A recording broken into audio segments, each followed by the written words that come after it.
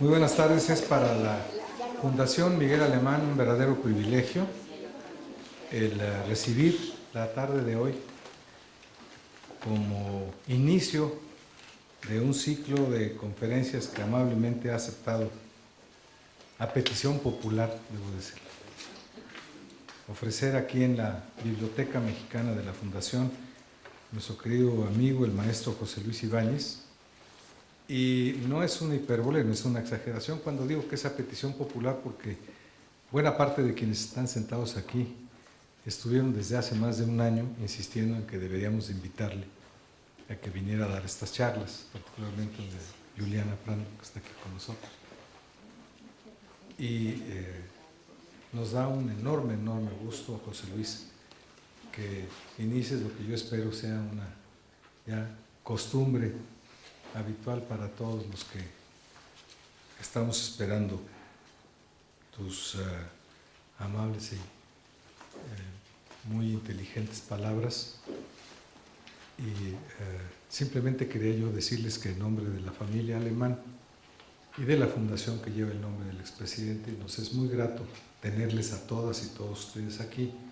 Yo normalmente no acostumbro hablar al inicio de las charlas, lo hace el subdirector de la fundación, don Alejandro Ávila, quien a partir de este momento tomará el micrófono, pero no quise desaprovechar la oportunidad para darle la más cordial de las bienvenidas a nuestro querido José Luis y a todas y todos ustedes por estar aquí con nosotros. Muy bienvenidos.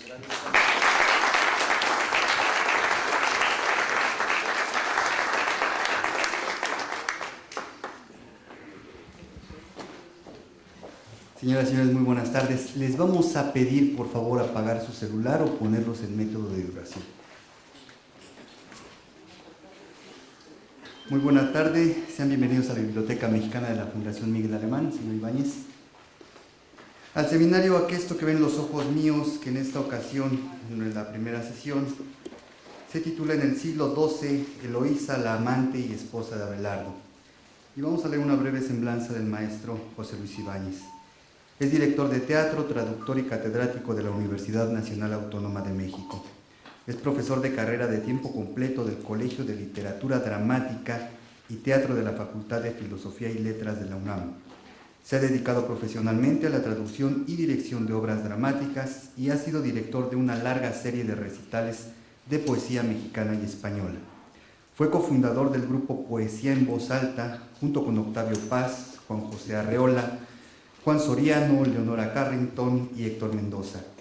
Entre las obras que ha dirigido con notable éxito se encuentran La fierecilla domada, Tartufo, La gatomaquia, Mudarse por mejorarse, Asesinato en la catedral, Las criadas, Crimen por escrito, Vidas privadas, Alerta en misa, La señorita de Tacna, El vestidor, Las relaciones peligrosas, La muerte y la doncella, La vida es sueño, así como las obras musicales Maine, Sugar, Anita la huerfanita, Un gran final, La jaula de las locas, ¿Qué tal, Dolly? Y Hermanos de sangre. Dirigió además las óperas La Traviata y La Bohemia para el Instituto Nacional de Bellas Artes y en su discografía como director cuenta con los títulos Teatro Latinoamericano, Poesía Religiosa de México, Antología de Poemas sobre el Mar, Loa y Autosacramental de El Divino Narciso y Juan Diego Cuauhtlatoatzin en Canucogua, en náhuatl, y en la versión en español de Miguel León Portilla. Es también lector de los discos Salvador Novo, poemas seleccionados por Carlos Monsiváis, La gatomaquia de Lope de Vega y una selección de la obra poética de Jaime García Terrés. El maestro Ibáñez ha recibido múltiples reconocimientos y galardones por parte de la crítica especializada. Ha obtenido en 2 ocasiones el premio El Heraldo al mejor director por las obras Mudarse por mejorarse en 1965 y Maine en 1984, el reconocimiento al mejor director de las asociaciones de críticos teatrales. En 2001 fue distinguido con el Premio Universidad Nacional en el área de creación artística y extensión de la cultura y recientemente fue merecedor del reconocimiento al mérito universitario. Y en 2009 recibió la medalla por 40 años de docencia en la Facultad de Filosofía y Letras de la Universidad Nacional Autónoma de México. Dejamos el micrófono al maestro José Luis Ibáñez. Muchas gracias.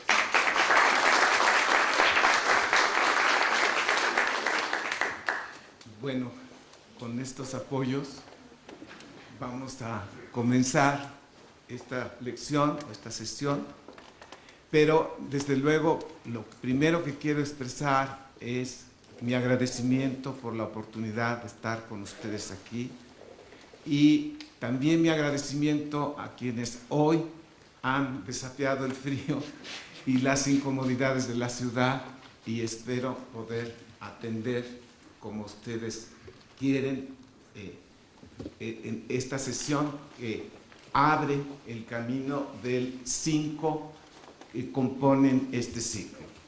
Gracias pues a la Fundación Miguel Alemán y a la familia Alemán por esta oportunidad, a la gentileza de Alejandro y todas sus colaboraciones y colaboradores, y voy a compartir con ustedes durante un pequeño ciclo de 5 lecciones, comenzando por esta que hoy nos reúne, 5 lecturas de algunos textos seleccionados por mí.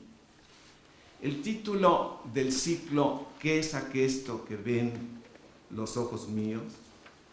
Es un verso notable debido a Sor Juana Inés de la Cruz, uno desprendido del millar que suma el auto sacramental del Divino Narciso, y la segunda lección de este ciclo se ocupará de ese texto y de la loa con detalle, la loa que lo precede y acompaña, transparentando, quizá sin necesidad de justificarlas, mis razones para enlazar las 5 lecciones del ciclo con ese verso como título, ¿qué es aquesto que ven los ojos míos? Y para acercar a la amable atención de ustedes la literatura de 5 escritoras cuyas obras literarias trascienden los límites de los siglos en que vivieron. 5 mujeres no solo notables en sus respectivos siglos, 5 escritoras cuyas palabras resuenan, hoy sí, en un ambiente de libre y amplia difusión. Esa que las circunstancias de sus propios tiempos impidieron en grados distintos. ¿Cuáles circunstancias? Para esta lección hablaremos y leeremos algunos párrafos dedicados a establecer las circunstancias del siglo XII. Para la próxima, las del siglo XVII, las del XVIII para la primera lección de 2013 y de la segunda mitad del siglo XIX para la obra de Emily Dickinson, poeta de lengua inglesa, y finalmente para una escritora mexicana del siglo XX, estudiada por muchos, aunque no tan bien conocida como se pensaría, las circunstancias que desde su primera aparición mantienen a la admirable obra teatral de Elena Garro en diversos grados de incomprensión, cuando no en situación de ignorancia o de absoluto desconocimiento. Atendamos, pues, las letras de 5 mujeres que no pidieron permiso para escribir, cuyas formas literarias llegaron hasta nuestros siglos, asombrando a cada uno de sus nuevos lectores y violentando, cuando no traspasando y trascendiendo, fronteras defendidas por una supremacía masculina cada día más indeseable. Mi atención es primero para Eloísa. Eloísa, que nació en París en el año de 1101, por lo tanto pertenece al siglo XII. Ella es un poco anterior a Leonor de Aquitania, para que empecemos a situarla si se puede. Y comienzo por recordar cuál es la etimología del nombre Eloísa, que quiere decir combatiente gloriosa. Esta Eloísa, entonces, podemos preguntar, ¿combatiente contra qué o contra quién? ¿Y gloriosa cómo? Bueno, para ello vamos a atender sus cartas. También la etimología de la palabra epístola, que nombra el género al cual se refiere estas publicaciones de cartas que escribieron en otras épocas otras personas, que de alguna manera han perdurado y que guardan algún interés para los tiempos después de su propia vida. La literatura epistolar es pues aquella literatura hecha y preservada en su carácter de cartas o correspondencia entre dos personas que se escriben por motivos íntimos, los que sean. Pero la palabra epístola se presta para muchos equívocos y en los principios de su uso se registra la graciosa equivocación de que les llamaban a los escritores de epístolas epistoleros. Entonces ustedes verán que eso cambió por su propio peso y que ahora pues la literatura epistolar, en el caso de Eloísa, va a quedar también correspondida por la literatura de quien fue su amante, esposo y la presencia más importante de su propia vida en esta tierra, el gran teólogo Abelardo, del cual también leeremos algunos fragmentos de las cartas que él escribió, no todas a Eloísa. Las cartas de Abelardo y Eloísa durante mucho tiempo quedaron fuera del alcance de cualquier lector que se interesara en ellas, porque están escritas originalmente en latín.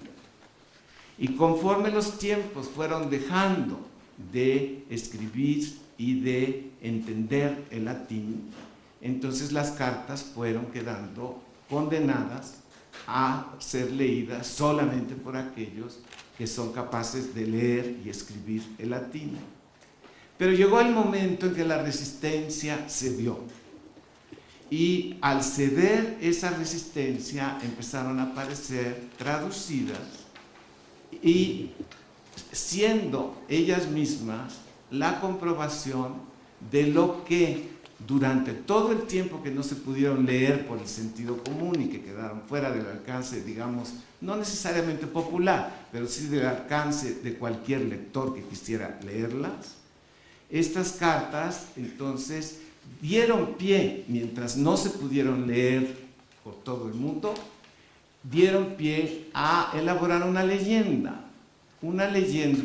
que ha causado muchas confusiones porque está condicionada por la imaginación de quienes oían detalles de la vida de Abelardo y Eloísa e iban descubriendo o hilando una historia muy diferente de la que, por ejemplo, conocemos de la pareja Romeo y Julieta o de cualquier otra pareja, Darnis y Chloe, etcétera, que haya salido de la literatura, de la mitología o de la historia.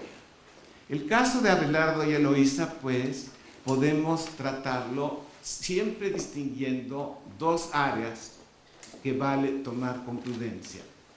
La que se puede documentar es la histórica y la registran las cartas suficientemente.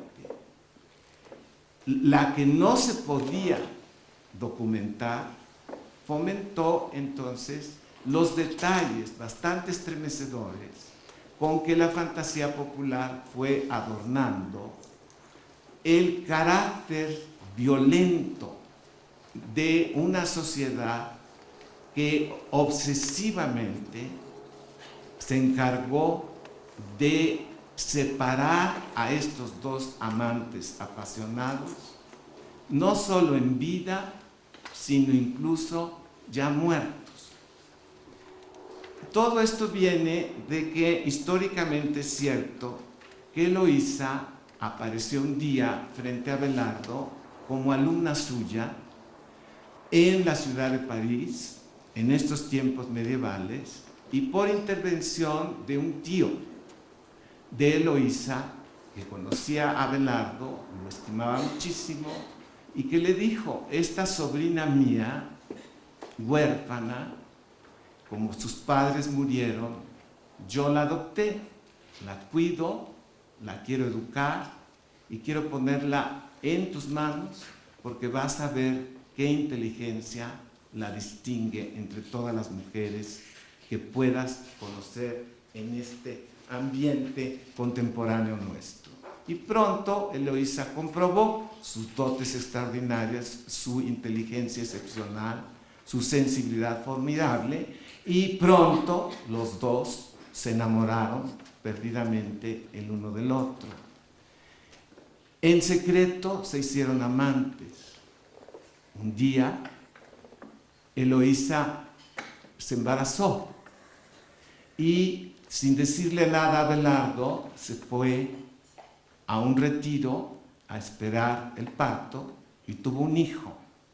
El hijo no vivió tiempo largo y Eloísa lo dejó encargado para poder regresar a París y se casó en secreto con Abelardo para poner todo en orden en relación sobre todo con Dios.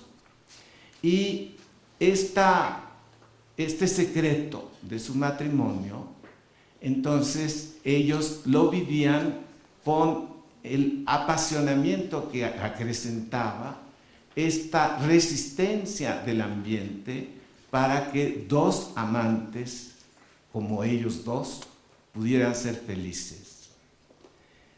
Un día, en la casa de Eloísa, el tío abrió una puerta y se encontró a los dos amantes enlazados, y en ese momento le dio tal furia en contra de lo que vio que desató toda su capacidad de violencia, que no descansó hasta que logró contratar a unos delegados suyos que entraron un día a el aposento de la casa de Abelardo y lo sorprendieron en pleno sueño, dormido, y lo castraron. Entonces, de esa manera el tío decidió impedir que Abelardo pudiera acostarse con Eloísa. Esto se presta desde luego a muchas interpretaciones psicológicas, en ellas no voy a entrar, pero el tío desató una persecución que no cesó ni siquiera con la muerte del tío. Y la fantasía popular entonces fue complementando con adornos, como si fuera cada quien autor de una telenovela, fue poniendo de su cosecha detalles que por el mundo entero hicieron correr la historia o el cuento de que Abelardo y Eloísa nunca descansarían juntos aunque murieran, porque el tío había dejado todo dispuesto para que ni siquiera más allá de la muerte pudieran unirse esos cuerpos, y de ahí así fue divulgándose por el mundo entero que la historia de Abelardo y Eloísa era la historia de dos amantes que ni muertos podían descansar juntos. Finalmente, ya en nuestro tiempo, han logrado descansar juntos en el cementerio Père Lachaise en la ciudad de París. Y como muchas otras figuras notables, de las cuales el mundo entero tiene una veneración justificada, son motivo de una peregrinación constante.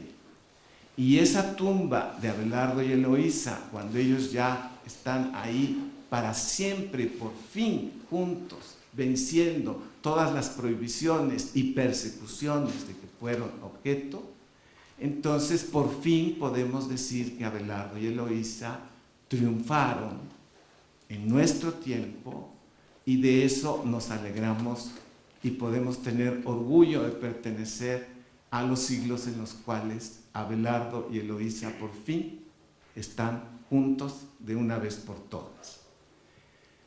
Pero lo más notable de lo que ellos hicieron en su propia vida es lo que queda escrito en estas cartas. En la primera parte de la lección de hoy voy a dar algunos datos complementarios, biográficos y de las circunstancias que los rodearon, pero en la segunda parte vamos a leer una carta de Eloísa, la primera de las cartas de Eloísa. En español están editadas estas cartas, aunque yo no tengo el volumen que, según me dicen, editó Ciruela, y en el cual pueden ustedes satisfacer cualquier futura curiosidad. De todas maneras, les quiero decir, muchos de ustedes leen con facilidad en inglés, que la editorial Penguin mantiene desde hace mucho tiempo este tomito magníficamente escrito por una gran autoridad en cuestiones de la Edad Media, y se llama la señora Betty Radis, que ella misma tradujo directamente de latín las cartas de Abelardo y Eloísa, y con la responsabilidad que distingue a la Casa Penguin, no es excesivo el material erudito y la información complementaria que aparece como prólogo de los textos aquí en inglés. De modo que tienen también esa opción, y desde luego están las versiones en francés, y ahora por el mundo entero circulan las cartas de Eloísa y Abelardo, traducidas magnífica y responsablemente en todas las lenguas que se quieran. En la nuestra, sin embargo, el acceso a las cartas de Abelardo y Eloísa es reciente. Hace unas 3 o 4 décadas era más difícil, y mientras más atrás vamos era casi algo inaccesible. Yo tuve una suerte. En el año de 1957 o 58 aproximadamente, Octavio Paz estaba escribiendo su poema Piedra de Sol, y yo colaboraba con él en el grupo de poesía en voz alta, como lo mencionaron en la presentación amable de mi currículum, y en esos años, dentro de lo que se llamó el grupo de poesía en voz alta, yo veía a Octavio Paz prácticamente todos los días.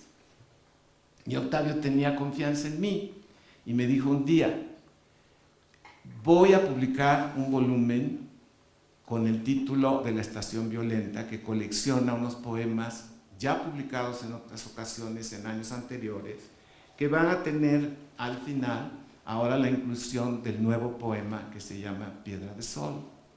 Y entonces me gustaría que reunieras a algunos de los muchachos de poesía en voz alta y que pudiéramos presentar una lectura de estos poemas. En ese tiempo no se acostumbraban las presentaciones de libros como hoy, y que puedan leer fragmentos de esos poemas, pero principalmente del poema Piedra de Sol, que en ese momento apenas estaba terminando de escribirlo.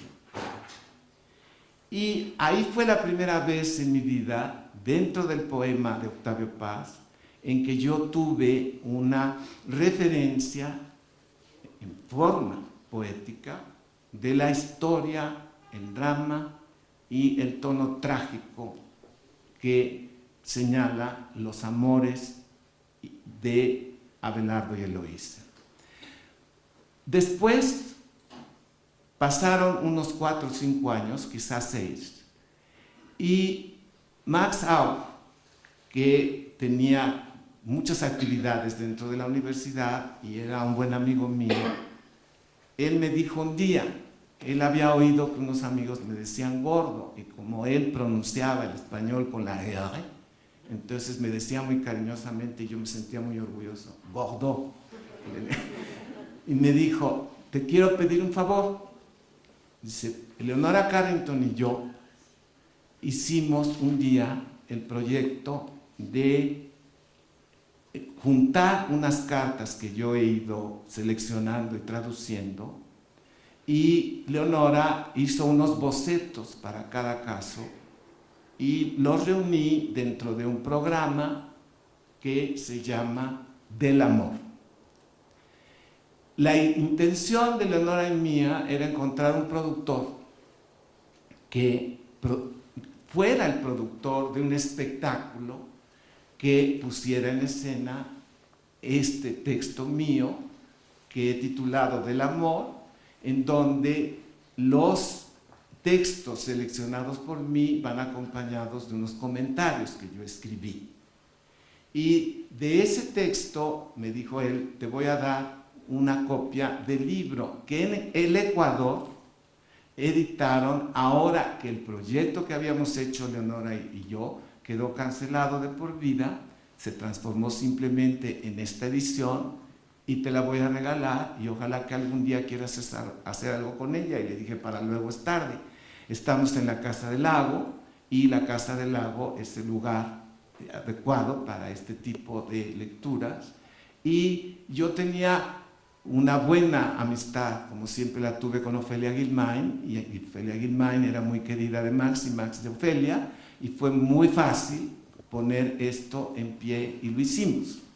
Entonces yo tengo ese libro, tengo esa experiencia y de ella quiero empezar por presentarles a ustedes lo que Max escribió para, dentro de ese programa, introducir el tema y el caso de Abelardo y Eloísa. Y dice,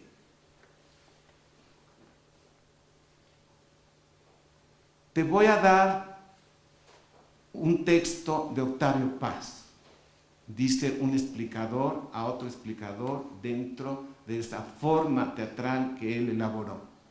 Y viene entre comillas, el amor es peligroso porque descubre las entrañas de la vida, la otra mitad de que estamos hechos, vértigo, extravío, fascinación ante la muerte. El amor es otro mundo donde no rigen nuestras leyes, donde la pérdida es ganancia y la ganancia es pérdida. El amor nos cambia, es un reto al famoso instinto de conversación. La verdadera vida ignora ese instinto de conservación, es un gasto continuo, una continua creación. El otro explicador dice, una continua creación podría ser un buen título para nuestro espectáculo. Y dice el primer explicador que es hora de que empiece. Déjame decir dos palabras acerca de Eloísa y Abelardo. Abelardo y Eloísa, Eloísa y Abelardo suenan. ¿No recuerdan? Abelardo fue tal vez el mayor filósofo del siglo XII. Sócrates de Francia, el Platón sublime de Occidente, nuestro Aristóteles, el igual o el maestro de todos los lógicos pasados y presentes. Dice el epitafio compuesto por Pedro, venerable abad de Cluny, que refugió a Abelardo en muchas de sus épocas de persecución. Además, gran poeta y gran músico. En París se enamoró de Eloísa, hija de un canónigo compañero suyo y sobrina de este señor que después los persiguió. Él lo era y la iglesia muy distinta de lo que fue y es. Casáronse en secreto, que ella no quiso entorpecer la fulgurante carrera de su amado. Aun a su padre o a su tío negó la veracidad del enlace. les fue mal un día de un tajo. Mientras dormía, el suegro, supuestamente ofendido, dice Max, eunucó a Abelardo. Continuó con sus teologías. Eloísa, desesperada, le escribió algunas cartas. Esa carta, la primera de ellas, en la que Eloísa se da por enterada de las calamidades que Abelardo está viviendo durante su separación, de esa tendremos la lectura en la segunda parte de esta lección. Bueno, ahora quiero complementar algo que también tuve la suerte de vivir en el tiempo de mis colaboraciones con Octavio Paz y con los demás compañeros del grupo Poesía en Voz Alta, particularmente lo que quiero contarles en relación con Juan José Arreola, que también estaba en ese grupo. Ustedes se imaginarán lo afortunado que fuimos, los muy jovencillos, metiches, que estábamos teniendo la oportunidad, gracias a la promoción de Jaime García Terrés, que muy conscientemente dijo: vamos a juntar a los que ya son con los que puede ser que sean. Y él simplemente nos juntó. Esto es lo que siempre se necesita. Más que le digan a uno, tienes que hacer y qué vas a hacer, que nos digan, o que les digamos a los que siguen después de nosotros, lo que aprendimos los más jóvenes en ese momento. Que hay quienes quieren saber qué queremos hacer antes de que sepamos qué queremos hacer. Y esa pregunta es formidable, tiene unas consecuencias realmente indescriptibles que siempre son fecundas. Y para muestra está ese caso en el que yo participé. Y justamente cuando Jaime nos juntó, no teníamos conciencia ni siquiera de qué queríamos hacer, pero de repente fue brotando el solo contacto, el deseo consciente de que todos estábamos allí porque queríamos hacer teatro y no sabíamos cómo. Y los primeros que querían hacer teatro y no sabían cómo, pues empezaban por Octavio Paz, ¿sí? Entonces, esa fue la distinción de esa experiencia. La energía de un grupo naturalmente heterogéneo que estaba unido por sus ganas. También esta es una relación de tipo amoroso, cuando nos unen las ganas en un propósito común para el cual desarrollamos un grado de pasión. Y todos los días en esas reuniones, en esos ensayos, claro está que la voz muy fuerte de Juan José Arreola sonaba todo el tiempo, porque a muchos de nosotros recordamos que en el momento que Arreola abría la boca ya no la volvía a cerrar. Y afortunadamente tenía muchas cosas que compartir y uno no quería que la cerrara.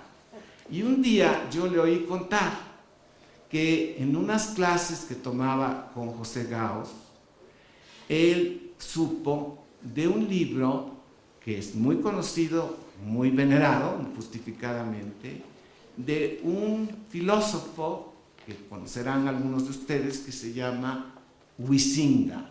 Creo que no se pronuncia así en danés, pero yo no voy a presumir de hablar holandés. Entonces, sin embargo, justamente Gauss, Ortega y Gasset y todo el grupo de estos españoles nos dieron las versiones en español de estos libros que de otra manera no hubiéramos podido conocer. Y Arreola, que tenía una facilidad enorme para memorizar textos, además de las dotes para escribir los suyos, recitaba pasajes de este libro de Huizinga como si fueran poemas escritos por Fray Luis de León o por cualquiera, Góngora, por quien fuera. Y en mi oído se fue quedando estos párrafos que Arreola decía y que hoy quiero leer para ustedes, porque ellos nos ambientan, nos ponen en el ambiente medieval que estamos acostumbrados a pensar que es indeseable, lo hace sonar Huizinga y sus traductores con los atractivos que ustedes mismos apreciarán al escucharlo. Dice así en este libro que se llama El otoño de la Edad Media. A propósito de este libro, dicen quienes admiran la literatura de Gabriel García Márquez, que en sus primeros años en México, Gabriel García Márquez leía este libro con particular devoción. El libro se llama El otoño de la Edad Media y está siempre en circulación porque es muy estudiado, lo merece, o sea que es un libro que desde el principio vive y que sigue viviendo y despertando el entusiasmo aquel que para mí empezó cuando lo escuché de la recitación de memoria del propio Juan José Arreola. Y este es el párrafo que más me acuerdo, escuchen ustedes.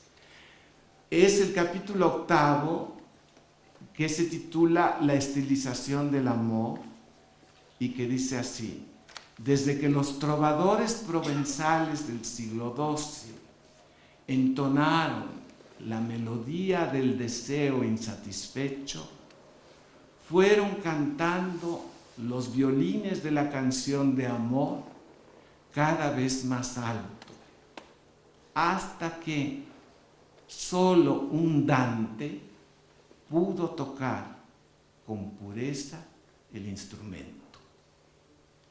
Uno de los cambios de rumbos más importantes llevados a cabo por el espíritu medieval es el que se verificó cuando este espíritu desarrolló por primera vez un ideal de amor con un tono fundamentalmente negativo. También la antigüedad había cantado ciertamente los anhelos y los dolores del amor. Pero en el languidecer de amor no se veía entonces propia y exclusivamente una demora e incentivo de la segura satisfacción. Y en las historias de amor de la antigüedad trágicamente terminadas, no da el tono las más de las veces la inasequibilidad del objeto amado, sino la cruel separación de los amantes ya unidos por la muerte, como en las historias célebres de grandes parejas que siempre hemos oído mencionar sin saber realmente cuáles son los detalles de su historia. Céfalo y Procris, Píramo y Tisbe, todas transformadas por posteriores dramaturgos y adaptadores que los mantienen en nuestra atención y la renuevan siempre. El sentimiento de dolor no radica en la insatisfacción erótica, sino en el trágico destino. Solo el amor cortés de los trovadores ha convertido en lo principal la insatisfacción misma.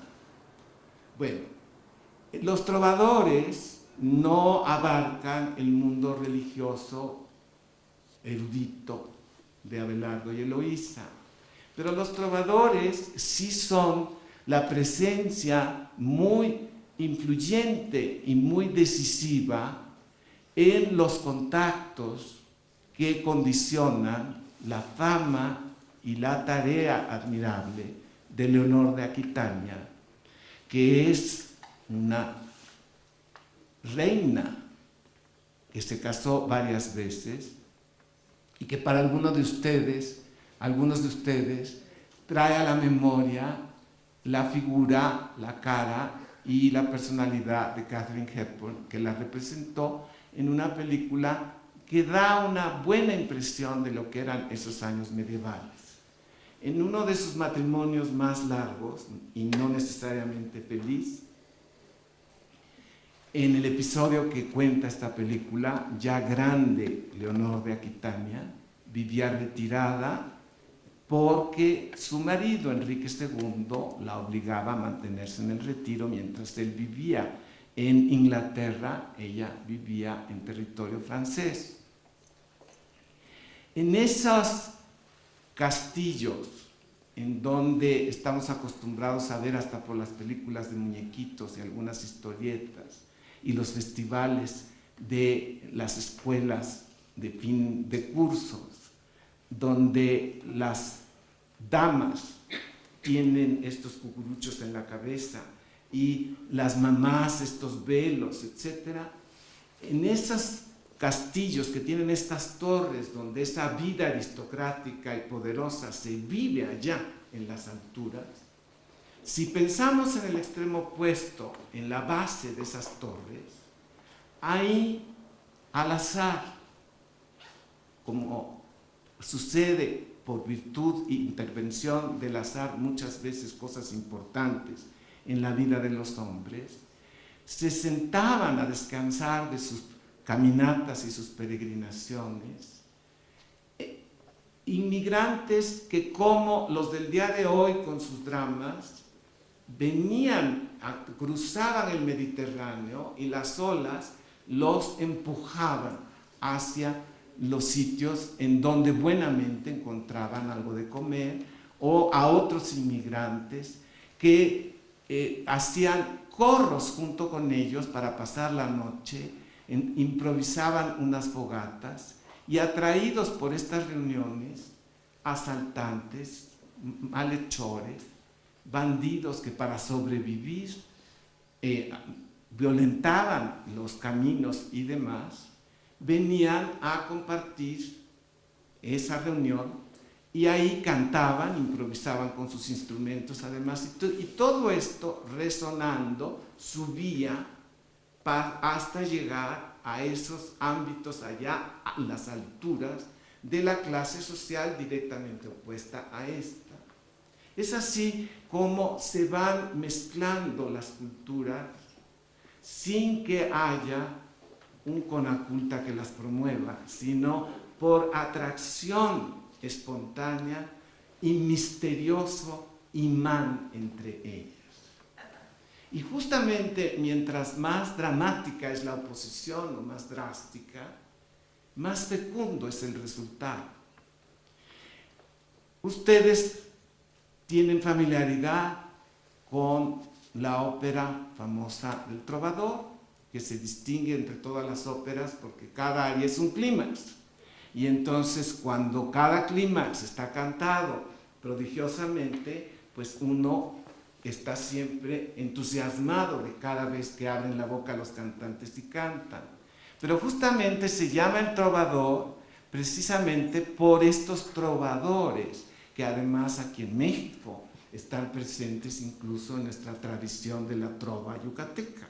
Bueno, todo esto pues así está conectado, a veces voluntariamente, pero por fortuna muchas veces involuntariamente.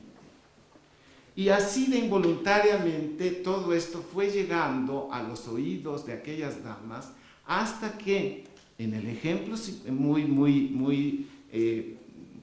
digamos, en el máximo ejemplo que se puede recordar, Leonor de Aquitania tuvo curiosidad de saber qué estaban diciendo estos grupos que improvisadamente se quedaban a pasar la noche allá en las bases de las torres donde ella vivía con sus damas. De estos contactos viene esa noción particularmente distinguida por esta región de Aquitania que le da nombre a la propia Leonor, en donde Leonor y las damas que quisieron colaborar con ella, absorbiendo de acá de las alturas y de allá de las bajuras, todo lo que finalmente se convirtió en lo que acaba de nombrar esta introducción de Huizinga, el amor cortés. El amor cortés es un reciclamiento de ideas platónicas, ideas arábigas, ideas o sea, simple revoltura en parte occidental que fue organizándose poco a poco hasta llegar a ser uno de los orgullos de la historia civilizada de Occidente. Pero al mismo tiempo que tenemos esa conciencia de que el nombre Amor Cortés es algo que merece atención y estudio y que afortunadamente está súper bien estudiado y al alcance de todos, es algo que no se da en todas partes. Este hecho cultural da como consecuencia la noción de la pasión amorosa que hoy reconocemos cuando encendemos los aparatos de televisión o vamos al teatro o vemos películas o leemos textos que justamente nos traen a nuestra atención el drama de las pasiones no satisfechas y conectadas con estos hechos culturales que condicionan una manera de sentir, un sentimiento que no necesariamente se da igual universalmente. Y es así por lo que conviene reconocer que lo que estamos estudiando esta noche y compartiendo son transformaciones literarias de esta condición y definición del sentimiento amoroso a la manera occidental, por oposición con cualquier otra circunstancia y área de Oriente, en donde tales sentimientos no se dieron ni se reconocen igual, aunque se sepa de ellos. O sea, son algo característico de la civilización occidental y particularmente de la Edad Media. El mismo Octavio Paz, muchos años después, ya poco antes de morirse, ahora él en sí mismo, muy enamorado de Marie-Jo, su esposa, no quiso morirse sin escribir un libro sobre su experiencia amorosa y escribió un libro maravilloso que se llama La llama doble. Ojalá que ustedes, si no lo han leído, se den la oportunidad de topar con las dificultades que les va a dar primero el libro, para que, como todo lo que vale la pena, una vez vencida la dificultad, siga la dicha de haber hecho lo posible por vencer los obstáculos entre ustedes y ese libro, y puedan gozarlo el resto de sus existencias y beneficiarse de él tanto como lo van a comprobar. Bueno, de manera que aquí toda la situación de la Eloísa que he querido presentar esta noche tenga siempre como respaldo y alrededor de todo lo que yo diga el enfoque, la presencia, la obra, la personalidad y la biografía de Octavio Paz conectada en mí y por mí. Entonces ahora voy a prometer que en la parte final de la lectura de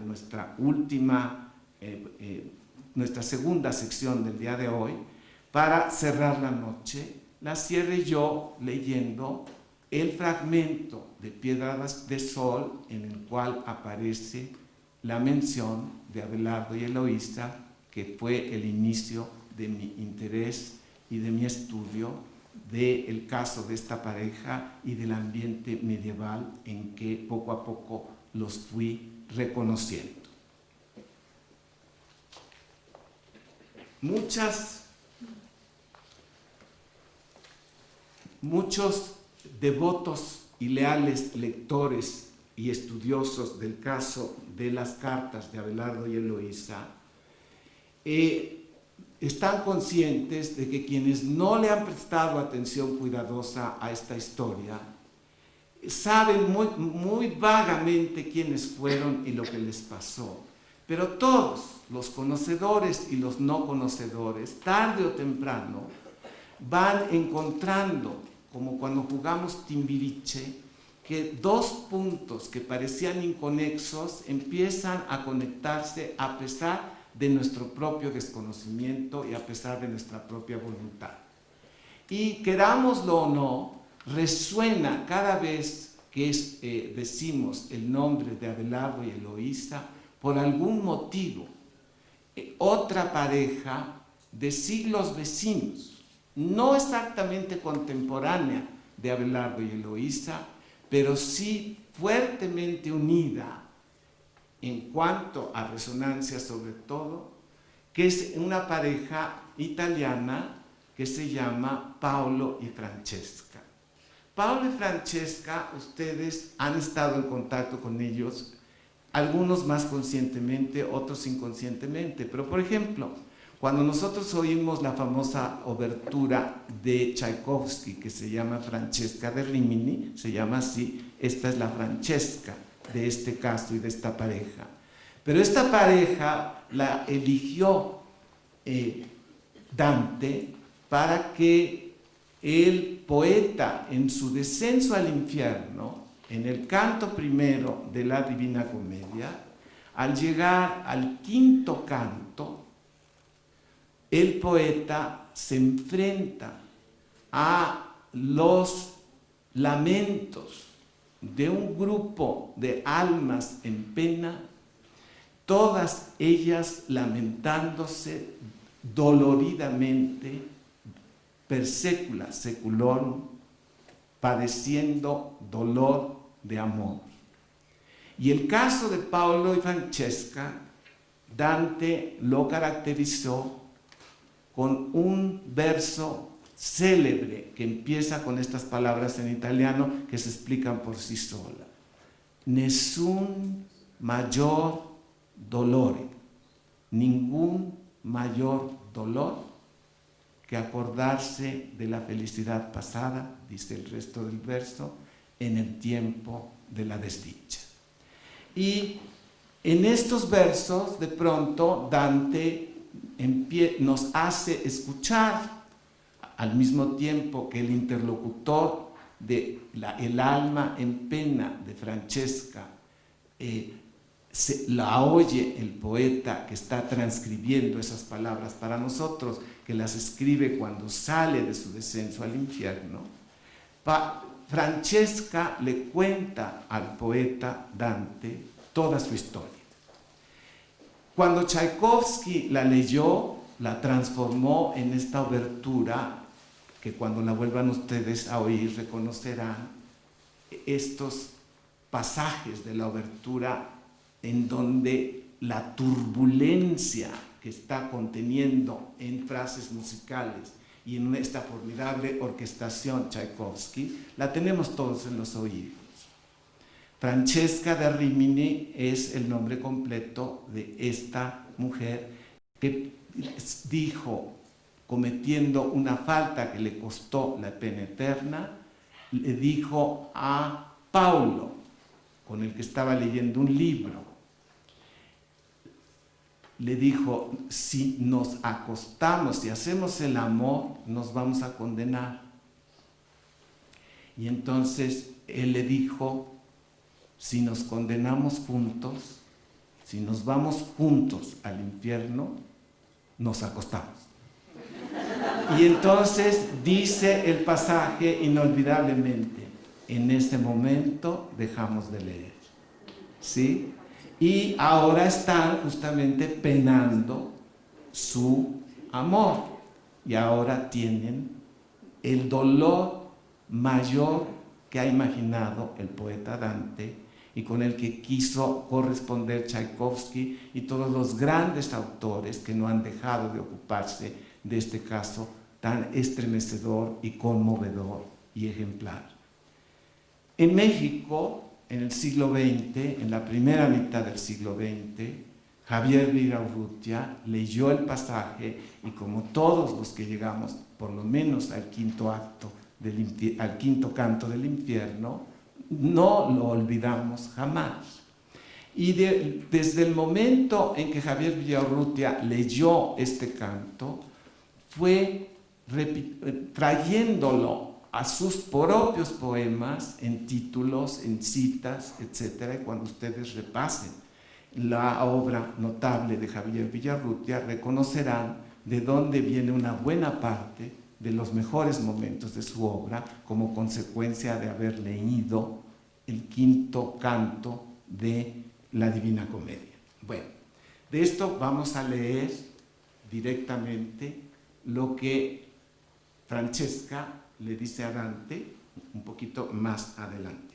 Pero por ahora solamente les presento que es imposible hablar de Abelardo y Eloísa y estudiarlos sin llegar tarde o temprano a conectarlos fácilmente y para siempre, de una vez por todas, con estas otras parejas, empezando por Francesca y por Paulo. Bueno, ahora quiero hacer una pequeña muestra en vivo de cómo nuestras manos imaginativamente nos han mostrado de algún modo espontáneo que si algo expresa o representa o simboliza el momento en que dos distantes se encuentran y se unen así de fuertemente, entonces ustedes verán en esta imagen que en el momento en que los humanos sentimos envidia de esa unión, empezamos a tener el deseo de desunir eso que se ha unido. Voy a ilustrarlo también por otro hecho muy dramático por sí mismo. Cuando nosotros vemos la imagen de la crucifixión, algo que es estremecedor, conscientemente o no, es el que las extremidades del cuerpo del crucificado están separadas y clavadas, ¿sí? Las dos manos están clavadas y así inutilizadas. Los pies también están clavados a la madera de la cruz. Ese cuerpo no quedó en posibilidad de hacer lo que Paulo y Francesca hicieron. Unidos corporalmente y separados por la violencia de la persecución, cuando quedaron definitivamente cada uno por su lado, sin embargo, ellos no tenían inutilizadas las manos y con sus propias manos cada uno escribió las palabras y las letras que desde el primer momento de la persecución vencieron el deseo de la separación. Y esta acción contraria, Octavio Paz le da nombre y atención a lo largo de toda su obra con las palabras accesibles y reconocidas por todos: uniones y separaciones. Cada momento que ustedes con su propia mano, y no en los iPads o en las computadoras, sino con su propio puño y letra, ¿sí?, ustedes tracen las letras de lo que escriben, sea lo que sea, recuerden que esa virtud de los humanos de transformar la experiencia en movimientos musculares que registran la unión y la separación de rasgos, espacios, signos, llevan pues a los poetas a mantener en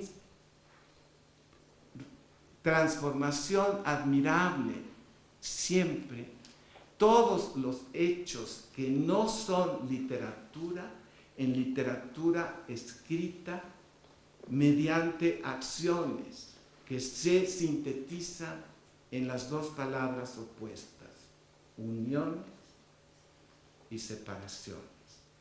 De esto habrá varios ejemplos a lo largo del curso. Y ahora, en la segunda parte de nuestra lección, después de un pequeño intermedio, escucharemos directamente la voz de Eloísa y los complementos de algunos textos que yo he seleccionado para que en ellos resuene justamente la voz de Eloísa, que escucharemos en su propia carta, traducida al español e incluida en el programa de Maxau, que nos permite escucharla esta noche aquí. De modo que vamos a pasar al intermedio con la lectura del capítulo 9 en su primer párrafo del libro de Huizinga, que ahora tiene el título que dice Las formas del trato amoroso. Con eso vamos a despedir la primera parte de la lección para que ustedes puedan descansar y hablar de la crema de leche. Por la literatura llegamos a conocer las formas del amor en aquella época. Mas para representárnoslas es menester que lo hagamos en la vida misma. Había en la Edad Media, en el siglo XII, XIII, todo un sistema de formas prescritas para llenar una vida juvenil de porte aristocrático. Cuántos signos y símbolos del amor han ido abandonando poco a poco los siglos posteriores. En lugar del amor se tenía entonces toda la múltiple mitología personal que estudiamos en un poema que representa toda esta transición de la cultura y de la historia de Europa con el nombre de El Román de la Rosa. ¿Sí? Es un poema muy importante que continúa justamente esta evolución de la pasión amorosa, ahora en los símbolos que hemos heredado y que en el título de este poema llevan sintetizada su intención. Román quiere decir narración. Ustedes, los que hablan francés, saben que en francés no se dice novela, se dice román, de manera que román es romance, queriendo decir historia contada a la manera en que los romanos contaban sus historias. Y esto también tiene que ver con otra consecuencia involuntaria, pero consecuencia importante, de los imperios que ocupan, que invaden otros países para dominarlos. Las tierras en las cuales los romanos paganos, los del imperio de Roma pagano, tenían allí situados a sus soldados para que vigilaran el orden dentro de su ocupación. Esos romanos mantenían esos soldados allí y claro está que pasaban frente a ellos muchachas que iban a sus quehaceres, pero que despertaban el deseo de tocarles. Y empiezan los amores clandestinos y se empieza a escuchar, parafraseando lo que yo me imagino que debe haber sido el diario de todos los atardeceres en las tierras ocupadas por los soldados de Roma. Señor, debe haber dicho la esclava, ya me voy por el pan. ¿Sí? Bueno, y entonces, al ir por el pan, empieza este contacto de las lenguas. La lengua de la tierra invadida por los romanos no habla romano, ¿sí? Y los soldados hablan romano. Y el puchiplanche inevitable es la mejor interlingua del mundo. Es el mejor curso, ¿sí? Y empiezan a revolverse las lenguas literal y metafóricamente. Y entonces las lenguas empiezan a dictar su perduración y su transformación posterior. De manera que cuando las muchachas que iban por el pan escuchan las historias que les cuentan los romanos, ellas van ayudando a que viaje esta palabra román que tenemos en nuestro uso diario cuando decimos: mi vida, le dice el Señor a la señora, a su esposa, se me hace que tu criatura ya anda de romance, ¿sí? es la presencia de la Roma antigua todavía en nuestro tiempo. Pero esa es una Roma no católica. Luego está la otra Roma católica, ¿sí? Y este paso de Roma nos lleva a algo que escuchamos sin fijarnos mucho. Amor al revés es Roma. De modo que en todo esto que estamos queriendo presentar a ustedes, está mi intención cariñosa de convidarlos a que, tomando en cuenta que amor al revés es Roma, en su propio ámbito, en su propia actividad, en su propia intimidad, hagan lo posible por pasar sus ojos en estos poemas, cartas, literatura en general, que nos mantienen unidos a esos tiempos, que no los vamos a frecuentar a la manera del poeta que dice que todo tiempo pasado fue mejor, sino para decirlo también como Dante nos enseña a través de la Divina Comedia, y con esto vamos a cerrar esta parte de la lección, pero la voy a ilustrar como hacemos en el teatro. Dice Dante que cualquier plan, en esas mañanas en que crudos o no crudos, andamos, si no enterramos el pie en la arena para dar el paso que nos permita avanzar. Y entonces, tomando esta acción como referencia, nos da la imagen, entre las incontables imágenes que le damos de Dante, que mientras más adelante quieras llegar, más para abajo y para atrás se ha de mover el instrumento en el cual viajas, que nuestro cuerpo es el pie, ¿sí? Por eso ven ustedes en los deportes, a la hora que juegan boliche. Yo soy el nulo deportista para todo, por más que quise jugar boliche y frontenis no pude, pero sí, precisamente porque lo envidio, siempre me fijo en los pies de los jugadores y veo que el jugador que quiere lanzar balas o el competidor, etcétera, el atleta, para ir más lejos cumple esto que dice Dante: buscar la firmeza atrás, pero para ir más adelante. También lo vemos en el arco, el arquero que dispara para que la flecha llegue más adelante y dé en el blanco, la cuerda va para atrás y entonces el brazo va para atrás como el pie. De manera que reconozcan ustedes que uno puede querer ir para atrás porque quiere llegar adelante. Y mientras más difícil es el terreno, dice Dante, como cuando vas en la arena, más eficaz será el enterrar el pie y echar para atrás el otro para que tu cuerpo te permita llegar tan adelante como desees. Ahí nos quedamos y nos vemos dentro de unos 5 minutos. Muchas gracias.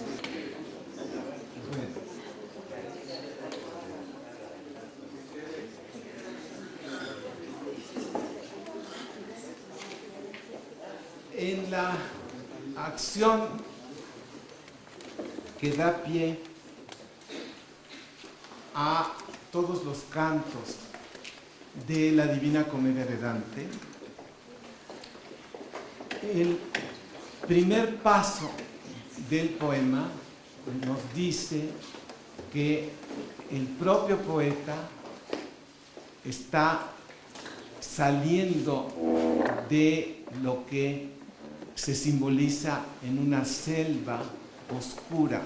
Y selva en italiano, desde luego que no es la selva de Tarzán. Selva en italiano se refiere al desorden en que brotan los vegetales y los árboles, ¿sí? Y producen este abigarrado, esta acumulación, digamos, de formas vegetales que se llaman silva en italiano. A su vez, la palabra silva le da su nombre a una agrupación de versos tradicional que en el nombre silva lleva la intención de fomentar tradicionalmente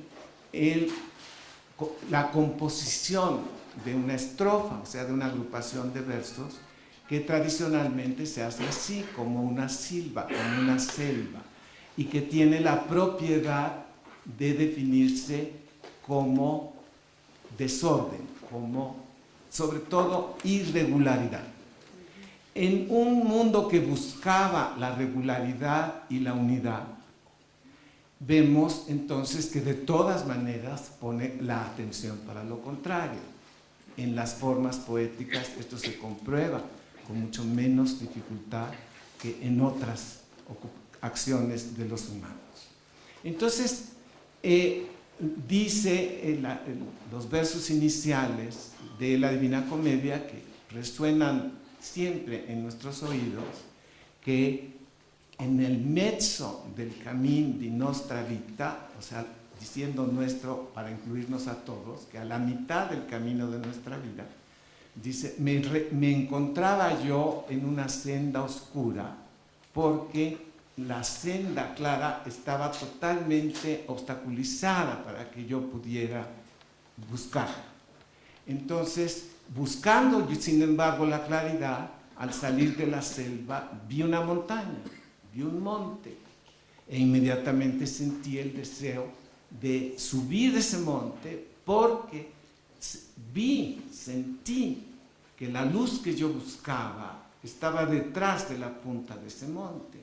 Y entonces me pareció que era muy simple impulsarme a la satisfacción de mi deseo y di el paso, pero le salió una pantera, lo asustó, se echó para atrás y dijo, bueno, voy a ir por el otro lado, y por ahí le salió otro monstruo, y entonces vamos reconociendo que eso nos pasa a todos 24 horas al día, que más tardamos en querer hacer algo para que broten los impedimentos para que lo hagamos y nos desafía.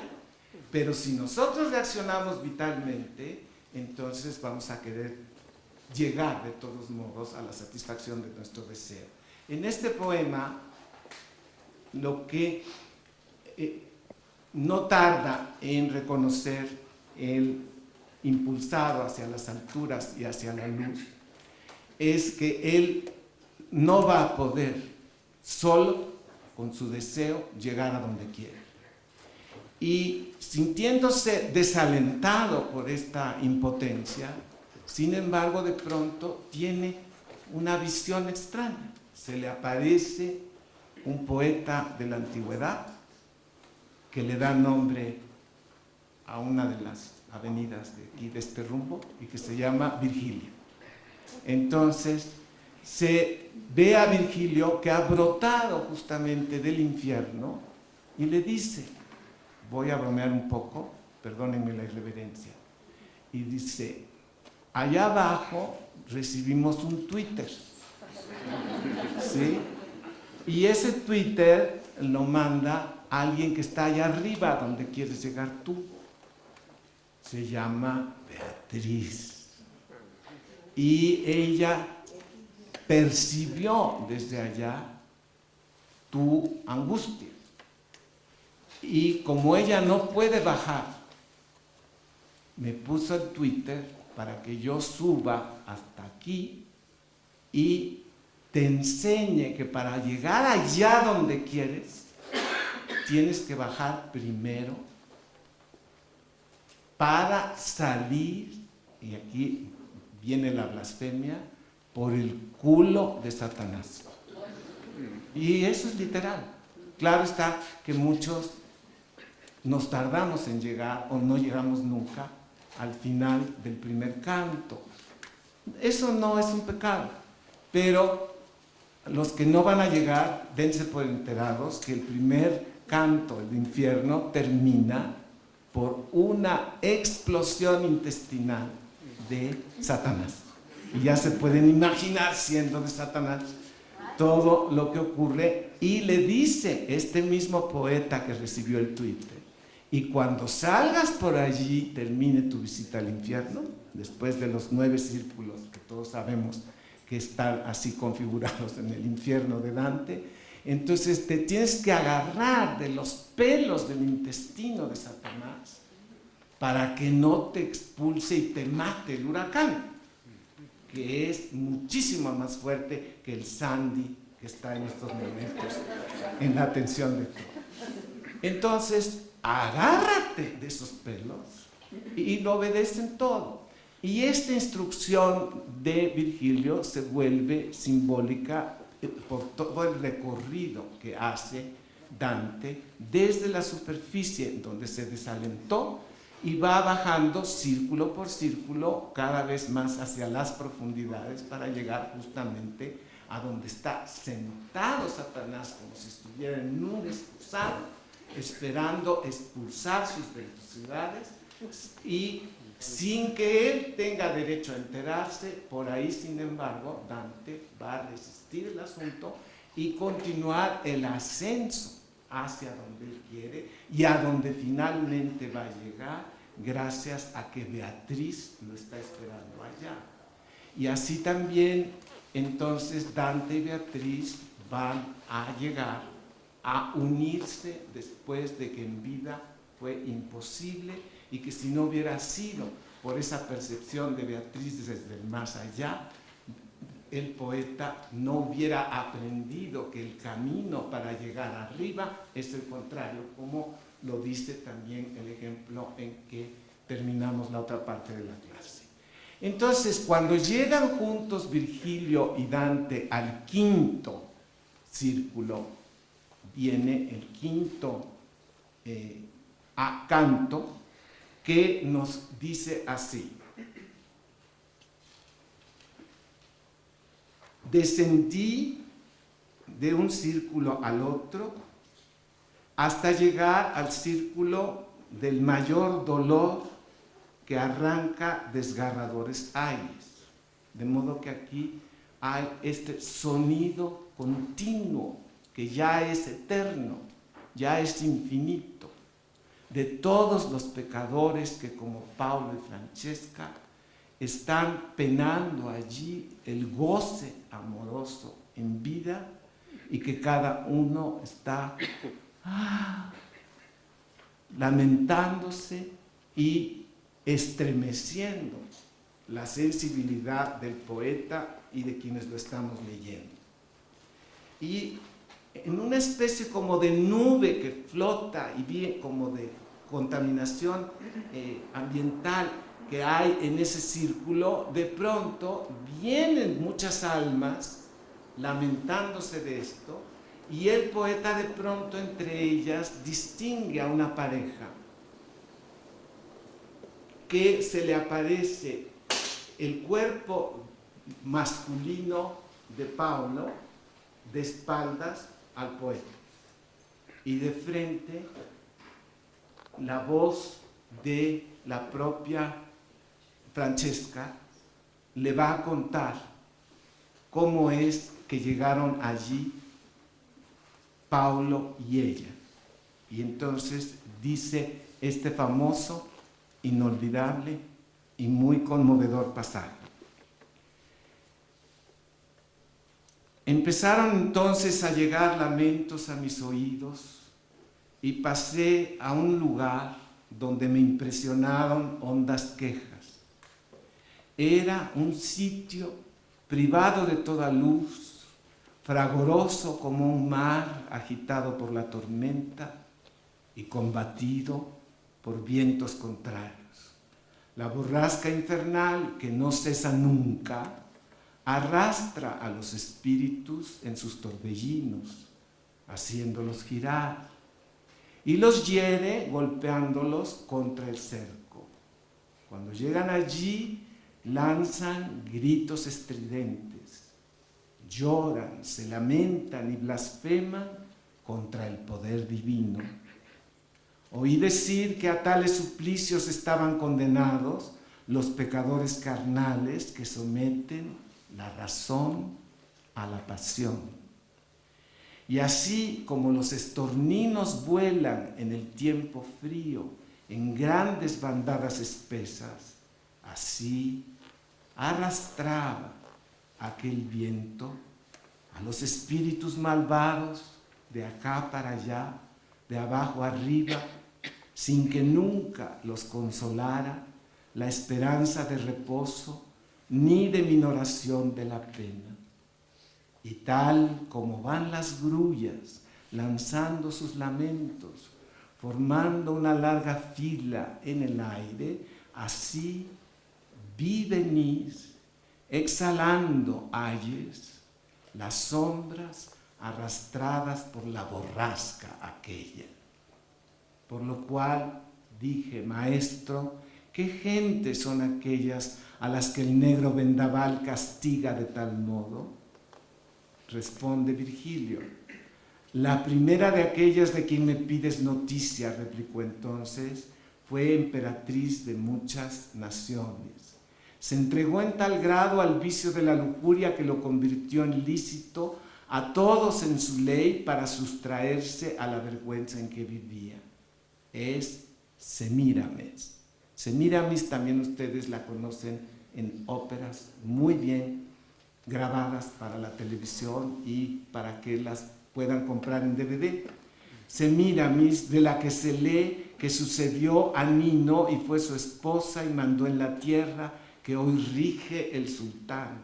La otra es aquella que se mató por amor y rompió la fe prometida.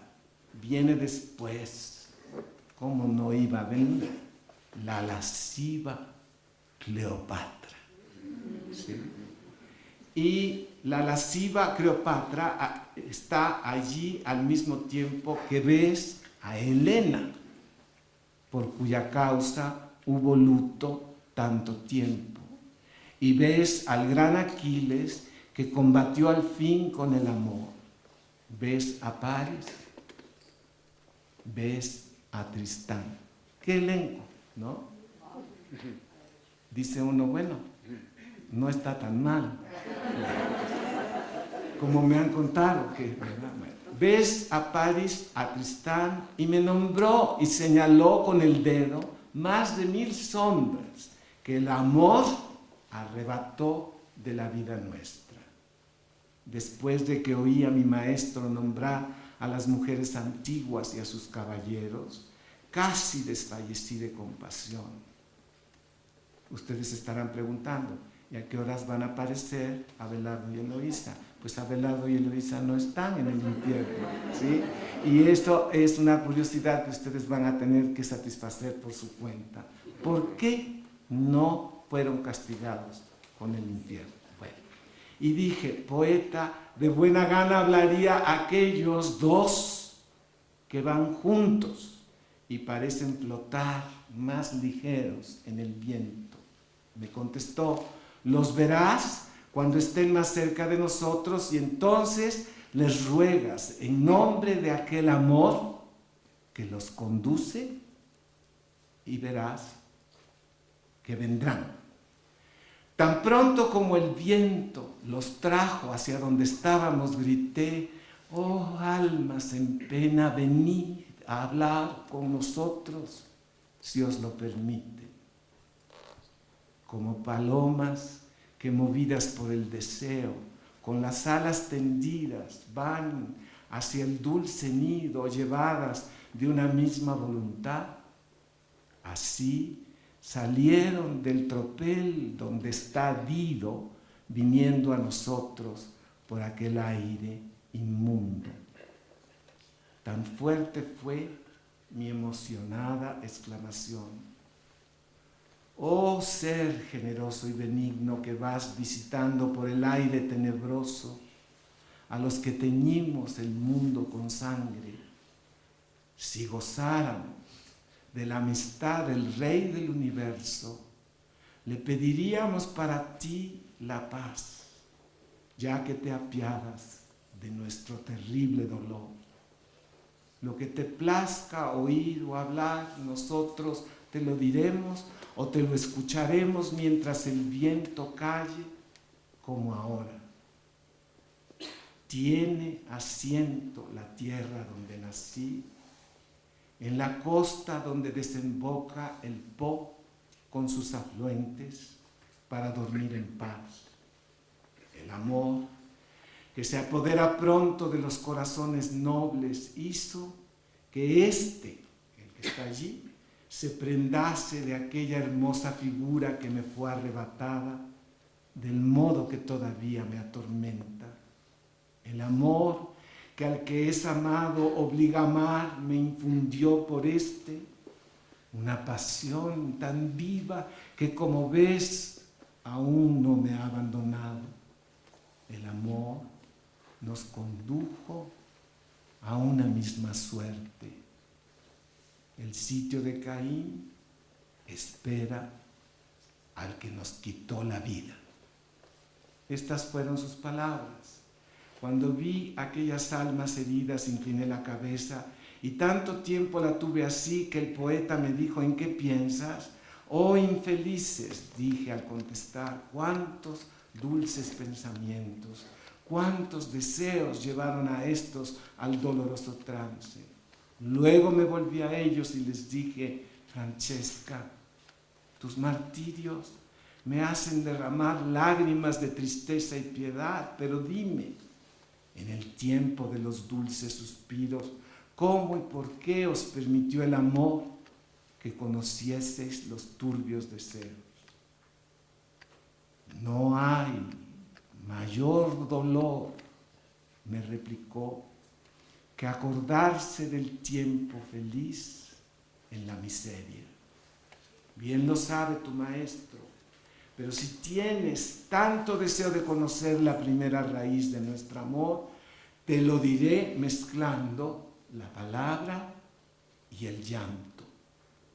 Leíamos un día, por gusto, cómo el amor hirió a Lanzarote. Estábamos solos y sin cuidados. Nos miramos muchas veces durante aquella lectura y nuestro rostro palideció, pero fuimos vencidos por un solo pasaje. Cuando leímos que la deseada sonrisa fue interrumpida por el beso del amante, que ya nunca se apartará de mí, me besó temblando en la boca. Este es un verso célebre, ejemplar, que en italiano se revela sin dificultad, aunque no hablemos italiano. Y aquí en la versión que tengo es bilingüe y dice al lado de la traducción al español: la bocca mi baciò tutto tremante. Bueno, es formidable, ¿no? No lo olvido nunca, ¿sí? Y entonces menciona el nombre de un encubridor, porque los amantes necesitan un cómplice, siempre. Y desafortunadamente es muy frecuente el caso en que el propio mediador y encubridor es el que pone de manifiesto el secreto. Se llama Galeotto. Incluso en la tradición española hay una obra famosa del romanticismo español que se llama El Gran Galeotto, ¿sí? Uno tiene que estudiar quién es ese señor, pero aquí está mencionado por la propia Francesca, que dice, ¿sí? Galeotto fue el libro y quien lo escribió. Son las leyendas, por supuesto, del rey Arturo. Y el rey Arturo fue traicionado por la visita a Lanzarote, que vino de Francia, y cuando regresó a Francia se llevó a la esposa, ¿sí?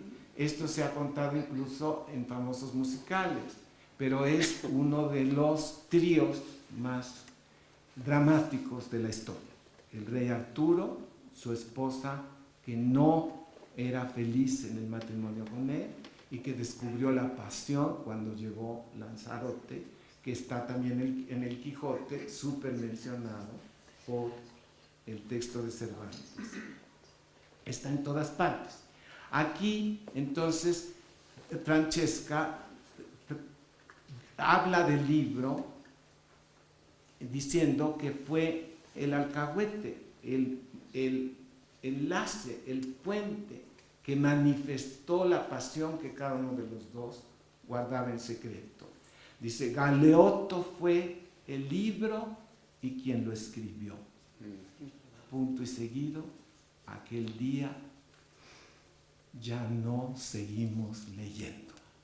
Ahí guarda silencio Francesca y toma la voz Dante que dice, mientras que un espíritu decía esto, el otro lloraba de tal modo que de piedad sentí un desfallecimiento de muerte.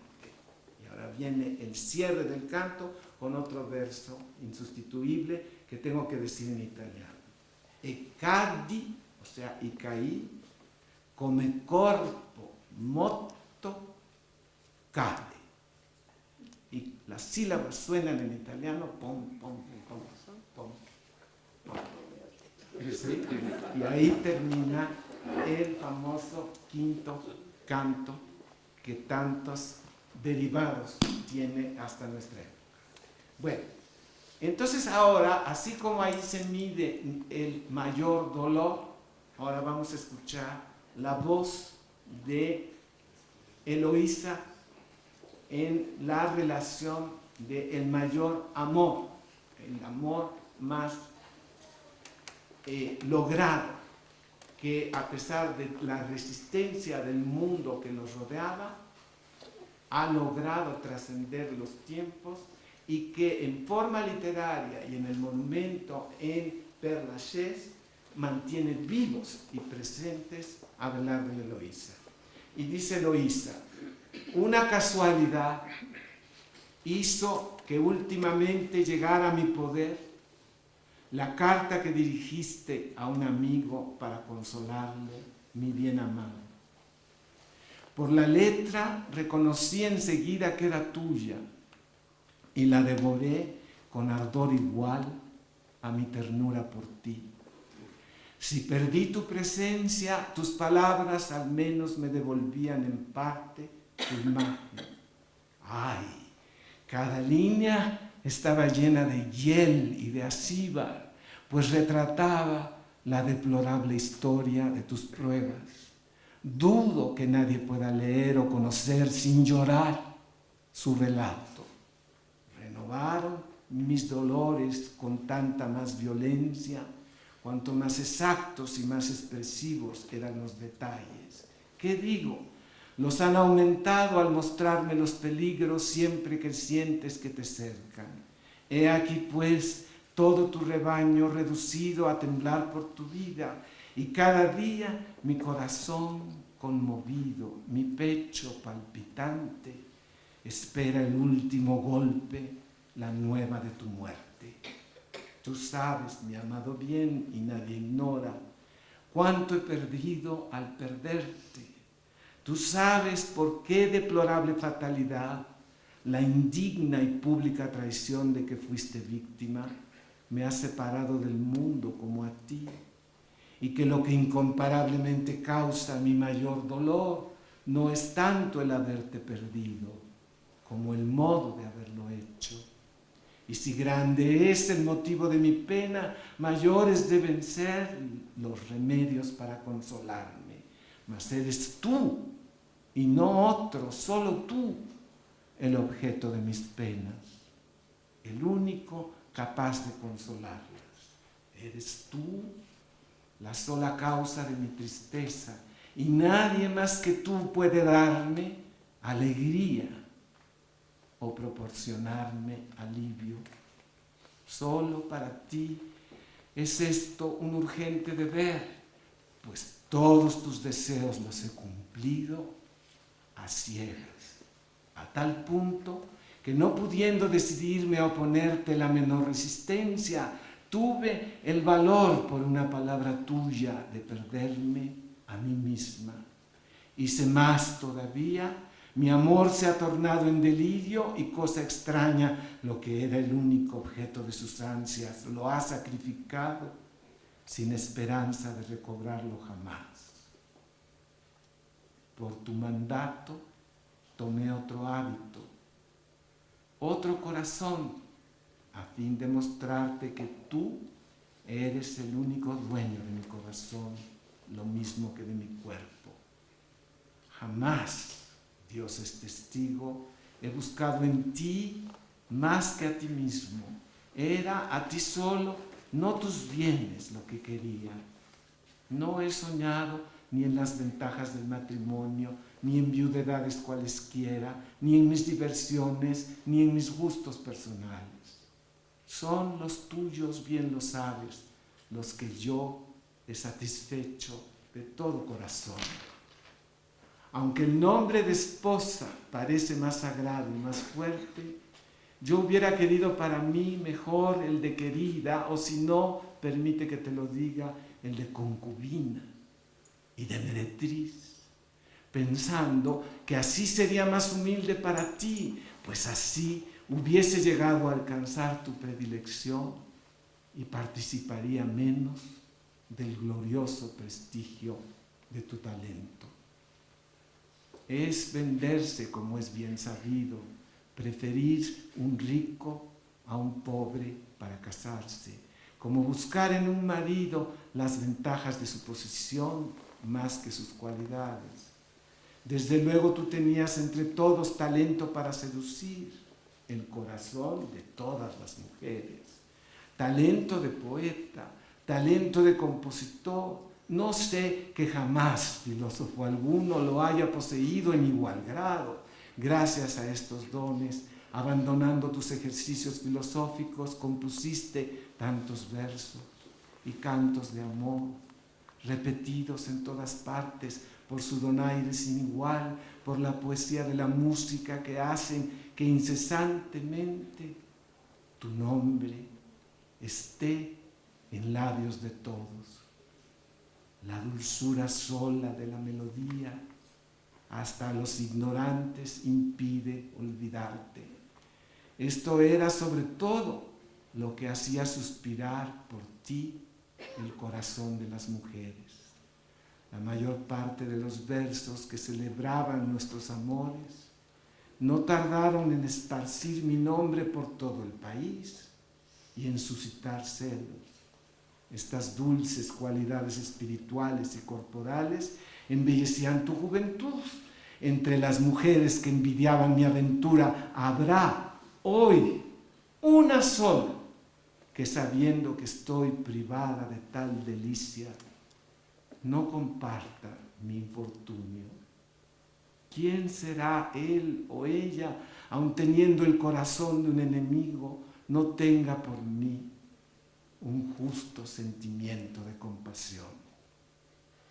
Culpable soy también, sin duda, como tú sabes, e inocente, pues el crimen está en la intención y no en el hecho. No es el acto en sí mismo, es el pensamiento que ha inspirado el acto lo que pondera la equidad. De los sentimientos que siempre tuve por ti, tú que los has probado eres el único que puede juzgarlos. Los pongo todos en la balanza y me remito a tu fallo. Mientras gustaba contigo los placeres de la carne, se podía preguntar si yo seguía el impulso del amor o del placer. Puede verse ahora a qué sentimientos he obedecido desde el principio. Por acceder a tu voluntad he llegado a privarme de todos los placeres. No me he reservado nada de mí misma, más que el derecho de hacerlo todo por ti. Qué injusticia por tu parte si te acuerdas cada vez menos de quien merece más. Si rechazas absolutamente cuando te pido, aun siendo cosa fácil. En nombre de aquel a quien te has consagrado, en nombre de Dios, te suplico que vengas a verme. Y mientras esto se realice, que me envíes algunas ligeras líneas para consolarme. Si no lo haces por mí, hazlo al menos para que tu elocuencia me aplique con más fervor a servir a Dios. cuando en otro tiempo tus ardientes palabras me convidaban a las voluptuosidades del mundo, continuamente me enviaban cartas y tus versos citaban sin cesar el nombre de tu Eloísa, que corría de boca en boca. Mi nombre resonaba en todas partes, en todas las moradas. Cuánto mejor sería ahora excitar el amor a Dios en vez de provocar amor al placer. Una vez más, te suplico que medites lo que quiero, que consideres lo que te pido. Y termino con una sola palabra, esta larga carta. Adiós, mi todo.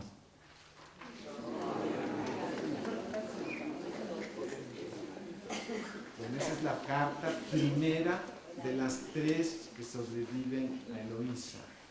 2 a Abelardo y una al amigo que lo refugió, que lleva el nombre de Pedro el Venerable. Y ahora, para terminar, cumplo la promesa de leer a Octavio Paz y el pasaje de Piedra del Sol, en donde aparece la mención de Eloísa. Una nota dice: Eloísa, el nombre, se refiere aquí a los trágicos amores del teólogo francés Pedro Abelardo, cuya vida va de 1079 a 1142, con su alumna Eloísa. Después del nacimiento de un hijo y de su matrimonio, el tío de esta forzó su separación. En castigo, Abelardo fue castrado, destituido de su cargo como profesor en la escuela de Notre Dame y exiliado a un monasterio donde murió. Eloísa, a su vez, ingresó en un convento. De ellos 2 sobreviven. La carta que escribió el propio Abelardo, que lleva en latín el nombre comprensible de Historia Calamitatum. Bueno, así como las cartas que Eloísa, las 2 cartas que Eloísa le escribió a Abelardo. Y Octavio Paz se refiere a todo esto de esta manera, incluyéndolos en el grupo de amantes que ocupan este pasaje del poema. Amar es combatir si 2 se besan. El mundo cambia, encarnan los deseos, el pensamiento encarna. Brotan alas en las espaldas del esclavo. El mundo es real y tangible. El vino es vino. El pan vuelve a saber. El agua es agua. Amar es combatir, es abrir puertas. Dejar de ser fantasma con un número a perpetua cadena condenado por un amo sin rostro. El mundo cambia si 2 se miran y se reconocen. Amar es desnudarse de los nombres. Déjame ser tu puta. Son palabras de Eloísa, mas él cedió a las leyes, la tomó por esposa y como premio lo castraron después. Mejor el crimen, los amantes suicidas, el incesto de los hermanos como 2 espejos enamorados de su semejanza. Mejor comer el pan envenenado, el adulterio en lechos de ceniza, los amores feroces, el delirio, su hiedra ponzoñosa, el sodomita que lleva por clavel en la solapa un gargajo. Mejor ser lapidado en las plazas que dar vueltas a la noria que exprime la sustancia de la vida. Cambia la eternidad en horas huecas, los minutos en cárceles, el tiempo en monedas de cobre y mierda abstracta. Mejor la castidad, flor invisible que se mece en los tallos del silencio, el difícil diamante de los santos que filtra los deseos, sacia al tiempo, nupcias de la quietud y el movimiento. Canta la soledad en su corola, pétalo de cristal es cada hora.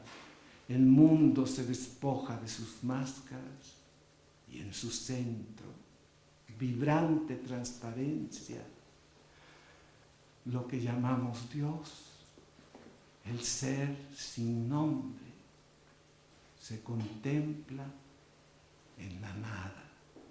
El ser sin rostro emerge de sí mismo, sol de soles, plenitud de presencias y de nombres.